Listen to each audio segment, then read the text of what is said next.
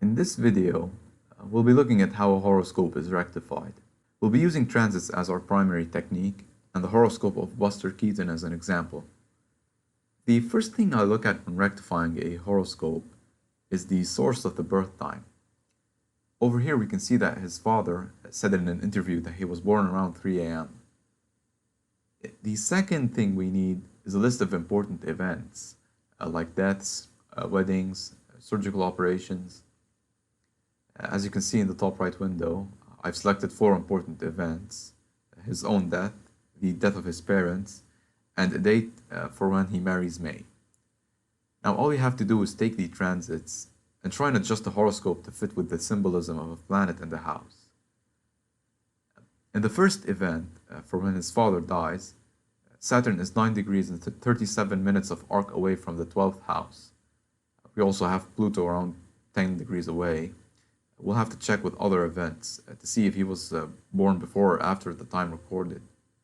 The second event, for the death of his mother, shows Pluto 4 degrees and 52 minutes away from an opposition with the descendant.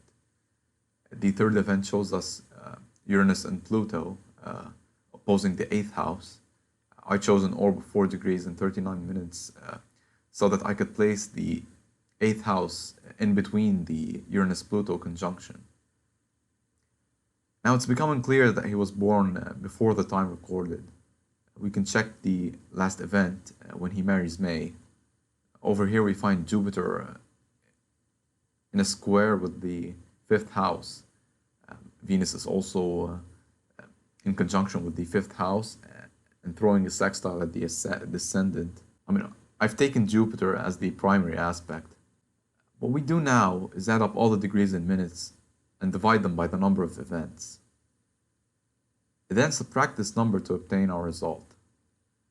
It's a 4-degree difference. It shifts Venus from the 1st house to the 2nd house, and Uranus is opposing the MC. A significant difference in interpretation. We could further refine our rectification with solar return aspects. If we look at the event for when his father dies, it's out of orb with the 12th house. All we have to do is nudge the 12th house back until it is within a 1-degree orb. We could further refine our rectification with primary directions.